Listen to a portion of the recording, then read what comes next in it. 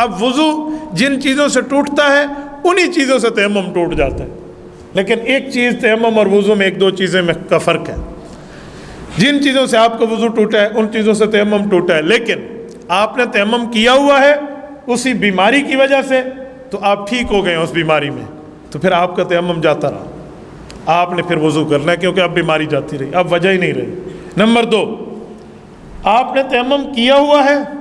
اور ابھی نماز پڑھنی ابھی نہیں پڑھی، اور آپ کو پانی میسر آ گیا، آپ کی معلومات میں پانی نہیں تھا تو آپ کی نماز ہو جاتی، لیکن پانی میسر آ گیا، کوئی ترتیب بن گئی، یا کوئی جوہر، کوئی تالاب، کوئی پانی کی جگہ نظر آ گئی، تو اب آپ نے تیمم کرنا ہے، کیونکہ آپ کے پاس پانی موجود ہے۔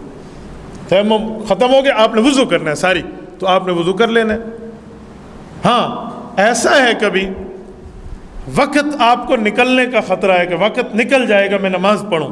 آپ نے تیمم کر کے نماز پڑھ لی اور اس کے بعد آپ نے گاڑی دوڑا دی، اور اسی وقت میں آپ کو پانی بھی مل گیا کہیں آگے جا کر، جو اب آپ نے پڑھ لی تھی وہ آپ کی نماز ہو گئی، دوبارہ پڑھنے کی ضرورت نہیں ہے۔ شریعت اس حد تک ہمیں گنجائش دیتی ہے، اس حد تک ہمیں ریلیف دیتی ہے، اس حد تک ہمیں نرمی کے احکام دیتی ہے، اور لوگ سمجھتے ہیں شریعت بہت مشکل ہے۔ ایک شخص کے بارے میں ایک بندے نے ایک عجیب حکایت لکھی ہے، کہتے ہیں اس کو تیمم کا حکم تو پتہ تھا کہ تیمم کریں، لیکن کیسے کریں یوں ضربتان اسے پتہ نہیں تھی، ایک ضرب منہ کے اوپر اور ایک ضرب بازو کے اوپر مٹی پر مار کر۔ علماء کے ساتھ بیٹھتا نہیں تھا، دینداروں کے پاس اس کو بیٹھنے سے الٹی آتی تھی، تو مسائل اس کو سمجھنے کی عادت نہیں تھی۔ تو ایک کسی جنگل میں تیمم کا اس کو خیال آیا، تو پانی تو انہوں نے کہا جی تیمم تو کرنا چاہیے، تو اس نے مٹی لی، اس کو کوٹا، اس کی چھوٹے موٹے ڈھیلے شیلے بنائے، پہلے منہ میں 3 دفعہ کلی کی سنت، پھر ناک میں، پھر اس کے بعد آنکھوں میں، پھر کانوں میں، پھر ادھر ادھر، اور پھر پاؤں تک۔ تو پھر کسی موقع پہ کسی سے ملاقات ہوئی تو کہا حکم تو اللہ نے تیمم کا دیا تو ہے بڑا اوکھا،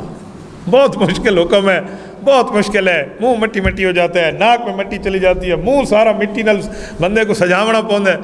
تو انہوں نے کہا تجھے کس نے کہا تیمم میں منہ میں مٹی ڈالتے ہیں؟ انہوں نے کہا تیمم وضو کی جگہ ہے نا، تو جو وضو میں ہوگا وہ تیمم میں ہوگا۔ انہوں نے کہا یہی تو وجہ ہے کہ تم نے دین سیکھا نہیں ہے، دین سمجھا نہیں ہے۔ میرے دوستو آج ہم نے دین کو آخرت پہ ڈال دیا،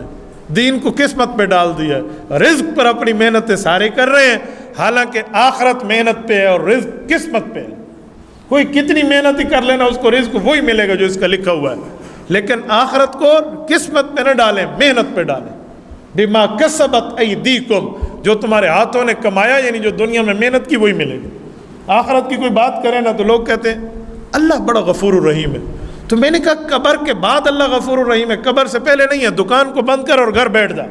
اللہ غفور الرحیم تو دنیا میں بھی ہے، تجھے صرف اللہ کی غفوریت اور رحیمیت آخرت میں نظر آتی ہے، دنیا میں نہیں دکھتی۔ کمانا چھوڑ دے، جاب سے ریزائن کر دے، استعفیٰ دے دے، نہیں محنت کرنی پڑے گی۔ تو بھائی آخرت کے لیے بھی تو محنت کرنی پڑے گی۔ ہمیں وہاں پہ عقل ہماری نہ سوجتی ہے، نہ ہمیں کچھ سمجھ آتا ہے، نہ وہاں پہ ہماری کوئی ترتیب بنتی ہے۔ تو یہ شیطان کی پٹیوں میں ایک پٹی ہے، شیطان کی چالوں میں ایک چال ہے۔ یاد رکھیں جب بندہ دنیا دار ہوتا ہے تو شیطان دنیا دار چال اس کے دماغ میں ڈالتا ہے، اور جب بندہ دین دار ہو جاتا ہے تو شیطان ایسا بے ایمان ہے کہ وہ دین داری کے لبادے میں آ کے اس کے تربیت کو خراب کر کے اس کو گمراہی کے راستے پہ لے جاتا ہے، اپنے معاملات پہ لے آ کر۔ حدیث پاک میں ہے کہ ایک شیطان کی ڈیوٹی ہے کہ وہ وضو میں لوگوں کو خراب کرے گا کہ یہ جگہ تیری سوکھی رہ گئی ہے، چل نماز توڑ تے ولا اپنی وائن تے مونڈا دھوا، یہ شیطان کی ڈیوٹی ہے۔